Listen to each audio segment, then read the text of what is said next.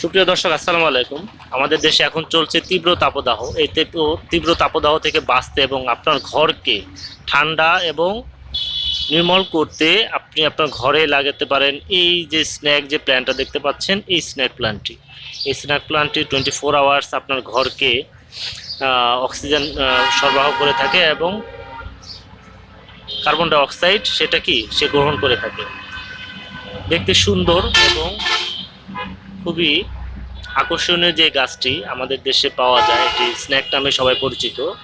স্ন্যাকের কিন্তু বেশ কয়েকটি ভ্যারাইটি আছে, তার মধ্যে এখানে দেখেন আমি আপনাদেরকে কয়েকটি ভ্যারাইটি আজকে দেখাচ্ছি। এটা তো গেল লম্বা স্ন্যাকটা, হলুদ স্ন্যাক যেটাকে আমরা বলি, থাই ভেরিগেটেড স্ন্যাকও অনেকে বলে থাকে। এটার মধ্যে আর একটা আছে, এটা কিন্তু খুব বেশি একটা লম্বা হয় না। হ্যাঁ, তার ভিতর এই একটা স্ন্যাক আছে, এটা দেখতে পারেন। এখানে আর একটা স্ন্যাক আছে। এই স্ন্যাকগুলো স্টার স্ন্যাকও বলে, অনেকে স্টার স্ন্যাকও বলে। এই দেখেন আর একটা স্ন্যাক, এগুলো সবই স্ন্যাকের ভ্যারাইটি। এখানে আরও কিছু স্ন্যাক আপনাদেরকে দেখাচ্ছি। দেখেন দর্শক, এই একটা স্ন্যাক, এই একটা স্ন্যাক, এই একটা স্ন্যাক।